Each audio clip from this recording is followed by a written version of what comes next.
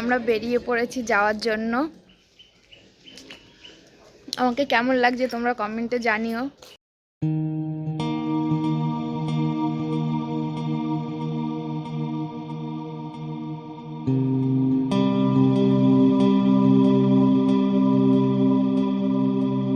এই তো যেখানে আমরা আসবো বলেছিলাম পৌঁছে গেছি। তোমরা দেখো, এটা হচ্ছে গড়িয়া মঠ। এই যে আমরা গড়িয়া মঠে ঢুকছি। আমাদের এই দোল পূর্ণিমা এখানে খুব বড় করে অনুষ্ঠান হয় গানের জন্য। আমার আওয়াজ হয়তো তোমরা শুনতে পাবা না। এটা হচ্ছে আমাদের এখানে গড়িয়া মঠ, তোমাদের দেখা। এখানে মেলা হয় খুব বড় করে দোল উৎসবে। এই মঠে প্রতি বছর এই দোল পূর্ণিমায় কিছুদিন আগে থেকে এই উৎসব শুরু হয়ে যায়। দেখো তোমরা, এই মঠটা অনেক অনেক বড়। তোমাদের আমি হয়তো এক ভিডিওতে তোমাদের দেখাতে পারবো না। দোল পূর্ণিমা উৎসব উপলক্ষে এই মঠকে কত সুন্দর করে সাজিয়েছে। দেখো, তোমাদের মঠটাকে ঘুরিয়ে চারিপাশটা দেখালাম। দেখো কত সুন্দরভাবে করেছে। এই দেখো, এই গাছটাকেও এত সুন্দর করে সাজিয়েছে। নিচের এই গুড়িগুলোকে রং করেছে। এবার তোমাদের এই যে পিছনে দেখছো, এই যে এই জায়গাটা হচ্ছে অফিস রুম। আর এই যে 6 নাম্বার লেখা, এই জায়গাটা হচ্ছে অফিস রুম। যারা যারা এখানে থাকতে চাচ্ছে তারা এখানে হচ্ছে রুম নিচ্ছে এই অফিস রুমে। এই দেখো কত ভক্তরা এসেছে লাগেজপত্র নিয়ে। এরা আজকে থেকে হয়তো এখানে থাকা শুরু করবে। আর এই কাগজগুলো দেখছো, এগুলো মঠের নিয়মাবলী আছে, কি কি অনুষ্ঠান হবে। এই যে এখানে এখানে একটা বুক স্টল বসবে।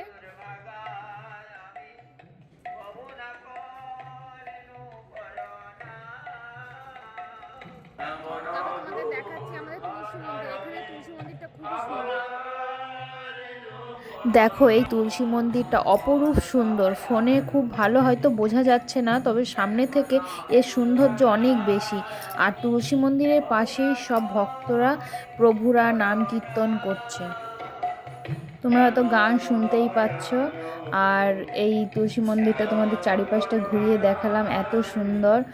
আর এই দেখো সবাই কি সুন্দর নাম কীর্তন করছে। আমি এখন যাচ্ছি একটু পরিক্রমা করতে তুলসী মন্দিরটাকে। সুন্দর করে নিজে একটু পরিক্রমা করে নেব।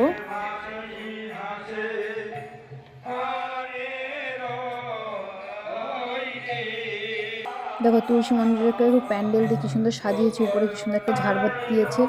রাতের বেলা এর সৌন্দর্য আরও সুন্দর। আমি তো তোমাদের দিনের বেলা দেখালাম, রাতের বেলা লাইট যখন জ্বলবে, উপরে সুন্দর করে প্যান্ডেল হয়েছে, এই আলো যখন ঝলমল করবে, এই মঠটা আরও সুন্দর লাগে দেখতে।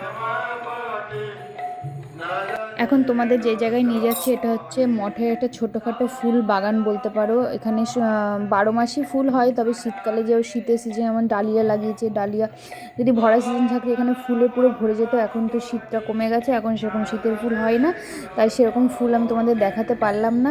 শীতের সময় যদি তোমরা কেউ এই গড়িয়া মঠে আসো, তাহলে ফুলে পুরো ভরে থাকে। দেখো, এই বাগানেও একটা ছোট তুলসী মন্দির আছে, কত সুন্দর। এটাও খুব দেখতে খুবই সুন্দর। তা তোমাদের এখন আমি দেখাচ্ছি এখানে ভক্তরা যেখানে প্রসাদ পায়, মানে প্রতিদিন শত শত ভক্তরা যেখানে প্রসাদ পায়, সেই স্থান তোমাদের দেখাচ্ছি। যে চলো দেখো। দেখো জায়গাটা কত বড়, এখানে প্রতিদিন ভক্তরা প্রসাদ পায়।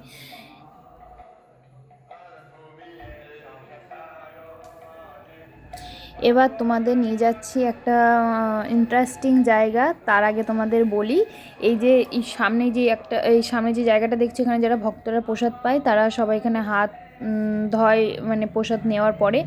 আর তোমাদের এখন দেখাচ্ছি ইন্টারেস্টিং জিনিসটা হচ্ছে, এখানে দেখো সবাই ঠাকুরের মানে অলংকার তৈরি করছে, ফুলের অলংকার। দেখো,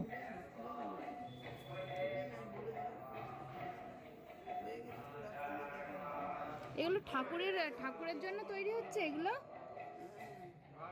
হচ্ছে এনারা হচ্ছে মন দিয়ে ফুলের অলংকার করছে ভগবানের। দেখো, এখানে এখানে আলাদা আলাদা সবাই ডিপার্টমেন্ট আছে। কেউ ফুলের মালা, কেউ ভগবানের প্রসাদ, কেউ মানে বিভিন্ন বিভিন্ন ডিপার্টমেন্ট করে এখানে হচ্ছে পুজোর সামগ্রী তৈরি করা হয়। এই যে যাদের ছবি দেখছো, এনারা হলেন এক একজন মহারাজ। এনারা গত হয়েছেন। এই গড়িয়া মঠে এনাদের স্মৃতি রাখার জন্য এই মন্দিরে তাদের ছবি রাখা হয়েছে। তোমরা একে একে দর্শন করো।